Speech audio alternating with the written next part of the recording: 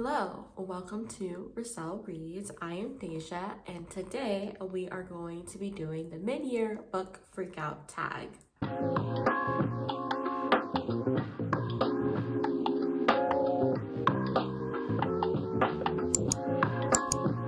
This is the one tag that I always look forward to doing at the middle of the year because it's just a great tag to reflect on like the best things that you've read, the worst things that you've read, and just really check in on where you are with your reading. So without further ado, let's get into this video. The first question of this tag is the best book that you've read this year. And I have to give it to the only book that I've rated 5 stars so far this year, and that is The Other Woman by Jerome Dickey.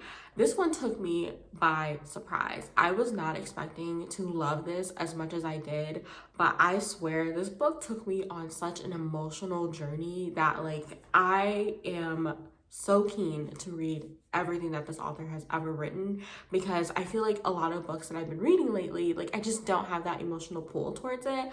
But I was like, the storytelling in The Other Woman is like top tier. It's not a romance because you're not really trying to have these characters come together, but the emotional character journey that this woman goes through when she finds out that her husband was cheating on her, I was just like, oh gosh, like my heart was like breaking with her. I loved the friendship dynamics in this, and there was like a little bit of a hint of like what if in terms of a romance with somebody else, and I'm just like, oh gosh, like I still feel so much with that book, and I just love it so much that I honestly want to reread it. But I told myself, let me just read a few more from this author's backlist, and then I don't know, if I still feel like rereading it, then I will. The next question is best sequel, and I am not a big sequel person, but I have read a few. So the first one is Death Note. I've been reading through that manga, so I've been enjoying it. I feel like I have enjoyed the second and third one the most instead of like 4 and 5. I didn't really like the introduction of the female character in the other ones, but the second and third one, I really just like the back and forth between the two characters that feel like they're gonna outsmart each other, and so I'm just really enjoying to see like where that story goes. Moving on to the next question, it is a new release you haven't read yet but want to, and for this one I'm going to give it to The Principle of Moments. This one released in January of 2024, and I was not able to get to it because it wasn't released in the US. It's still not released in the US, but I was able to get a copy on Pango Books, and so I got this beautiful edition, and I'm super excited to read it. It's giving me like sci-fi fantasy adventure, and I'm just so ready for it. So definitely hoping to get to that one soon. The next question is your most anticipated release for the second half of the year. And I had trouble coming up with this because I haven't had any like official release dates for a few books that I've been watching like authors like talk about, and other books like I have been hesitantly anticipating them because early reviews just have not been good. But I think if I were to say one, I guess I would say Immortal Dark, I believe the name is, by Titus Germa. That one is promising like dark academia and vampires, and I am in love with vampires. Like I love vampire lore. Like that is like my favorite paranormal creature for some reason, and so I'm looking forward to that one and just like the dark academia setting. So that one I'm definitely looking forward to, and I'm just really hoping that it lives up to the hype that I have for it in my head. Like it is YA, but I feel like it's new adult leaning, so I feel like that's going to be hit or miss for me because I'm getting very tired of YA leading into new adult, but we'll see how that one goes. The next one that I have is the biggest surprise for the year so far, and this one I have to give to Isle of Blood and Stone. When I picked up this book, I was not really thinking that I would like it as much. I really just picked it up to get a vibe for the author's writing, because they had another book coming out called Dragon Fruit. They had a few books in their backlist, but when I was reading the synopsis of this one, I felt like this one sounded very interesting because it had 2 princes that disappeared, and it's kind of like a mystery as to what happened to them, but in a fantasy setting with political intrigue. I was pleasantly surprised by how much I actually enjoyed this because it does actually read YA, but I feel like the way that the author executed some of the tropes in YA was actually pretty good, and I was just surprised by like how engaged I was with the story. There was also a little bit of a romance in it that I wasn't hating, and it was just kind of like a friends to lovers type of thing, and it wasn't like over the top either, like it wasn't the entire book.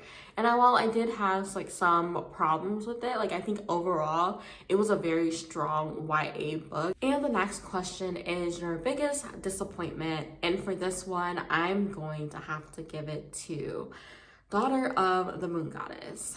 This was a 5-star prediction for me. I am very disappointed that I gave it like a 3.5 because, oh my gosh, this book promised like a love triangle that was actually done well. It was promising like gods and goddesses and just a magical setting with like strong characters and angst and everything, and that is not what I got. There was a little bit of a love triangle, but honestly I don't think it was done well. I don't think the main character was even interesting enough to warrant a love triangle. Like, she works hard at things, but honestly like she was just too good at everything once she started like working on it.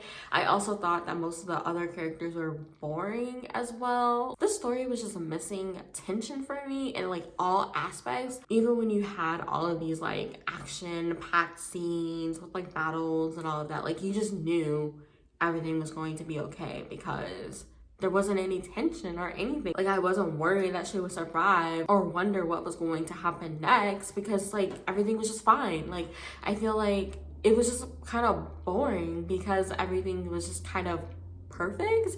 And it's not that there wasn't any like conflict. Like, there is like a little bit of conflict when she's trying to decide like who she's going to go with and all of that, but even then they were trying to build up this romance, but like the actual building up of the romance, like literally there was like one chapter and then you skip ahead like 2 years where all that romance and their friendship building happens, and then like you get like a sex scene, and I'm just like, what? But we're supposed to believe that this is the person that she just wants to be with, and I'm just like, I know it's not a fantasy romance, but it was supposed to be like this whole angsty thing, and I'm just like, I feel like I wanted to see like their romance building so then I could see the angst, and I don't know, it just did not deliver what I wanted. So I'm just very disappointed by that one, and I don't even think I'm gonna pick up the second book because I'm just that disappointed. Along the same lines, the next question is your favorite new romance. And I have not really been picking up romance like that. Like, I've read a few, but honestly, none of them are like my favorite. Like, they were fine, and I would recommend them to people that like regular like contemporary romance or whatever. But I don't have a favorite new one. None of them have really made me like swoon like I want to. So most of them are not that memorable, if I'm being honest. So yeah, I'm gonna have to say none for this question. And then the next question is our favorite new character. And for this one, hands down, I'm gonna have to give it to Alexis in Mistletoe. And in Mistletoe, Alexis is the sword. Like, it is a talking sword. And I was just like, I don't know how I'm gonna feel about this, but Alexis is hilarious. I just loved hearing the sword talk all sorts of crap about everything, and just like, just having no filter. Like, honestly, I think that was like the best part of Mistletoe for me because Alexis is hilarious. The next question is your favorite new author. And for this question, I'm going to give a list of potentials because I don't really give favorite author status until I've read a few books by them. Usually I would want them to be in a different series, and so these are just a few people that I think could reach favorite author status. The first one is Tamara, Jerée, which I believe I pronounced that right, but I could be wrong. But this author wrote The Fall That Saved Us, and I really love this author's writing. Like, the best prose I think I've read all year, and I'm very keen to read more by them. I think they released a novella earlier this year, so I'm definitely going to get to that one, and I'm just really excited to see what else this author has. The next one that I have is Moses Oshé. say Utomi, I believe, and that author wrote The Lies of the Ajungo. This is just a novella, and I really enjoyed the author's storytelling, so I'm very much looking forward to when this author creates a entire novel, and I'm just going to be looking out for that. Another author that I'm looking out for that also just wrote a novella is L.D. Lewis, who wrote Ruin of Shadows, and this one is living rent-free in my head.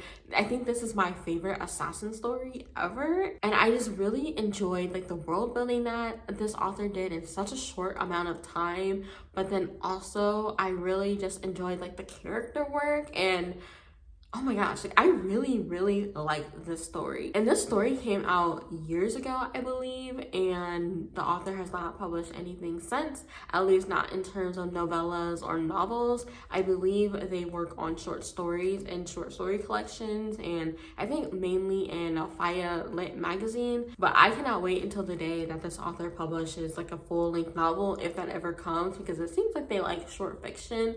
But I want a full-length novel from this author because I really loved Ruin of Shadows. And the last one that could be a potential favorite is Lisa Rayne, who wrote Never Cross a Highlander. And while I said I didn't really have a romance that I really loved, Lisa Rayne wrote a strong male protagonist that I really enjoyed, and he's like one of my favorite like male protagonist in a romance ever, so I feel like she could be potentially a favorite, but I have to read more by them to find like a favorite book by them. The next question is a book that made you cry, and I actually don't have one for this year. I feel like I said before, like I haven't really been reading like emotional reads like that. I would say The Other Woman, but I didn't cry in that one, so it doesn't really count, even though like my heart was aching in that one for the main character.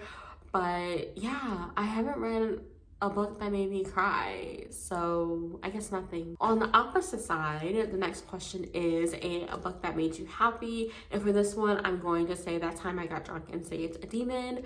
I was pleasantly surprised by how much I enjoyed this one. It was just a good time. Like, it's a solid 4-star read for me. I wasn't sure how the humor would work for me or anything like that, but yeah, I was smiling when I was reading this. I was just having a good time with like the fantasy parts, and just like the characters and being in this world was just a good time. So I definitely enjoyed reading that one, and I guess it made me happy since I was like smiling a little bit while I was reading it. So yeah, I would say that one. The next question is the most beautiful book that I own, and for that one I'm going to give to The Principle of Moments. Like I said before, I got a special edition of that book on Pango Books, and I'm super excited to read it. I don't have it with me to show you all of it, but I believe it was like a Fairy Lou edition or something. So I really enjoyed it. I like the purples on it and like the blacks and all of that. So I really enjoy just how that book looks and just like the ink covers and everything. So yeah, very beautiful. And the last question is books that I need to read by the end of the year. And like always, I have so many. I have not really been getting to the 12 books that I need to read before the end of the year. I also have a few 5-star predictions that I need to also get to. So it has just not been a good reading year in terms of keeping up with like my goals. But for this question, I'm going to give 2 books. The first one is Across the Broken Tide by Lakase Cousino. This one is like a historical fantasy, I believe, and I believe it's new adult as well. So definitely hoping to cross that one off. It's not too long, so I should be able to get to it soon. And the next one that I have is Saving Asteroth, which is a angel paranormal fantasy that I have. It is another long book on my TBR, so I've been putting it off, but I'm really hoping to get to that one before the end of the year too, because I've had that one on my TBR for so long. But that wraps up the end of this video. I hope that you have enjoyed it. If you like this video, please like and maybe comment the best book that you read for this year so far. And if you don't want to leave a comment like that, you can just leave like a celebratory kind of emoji just to celebrate that we're halfway through the year, even though that's also kind of like a sad emoji because where did time go? But yeah, I thank you so much for watching my video, and I will see you next week for the next one.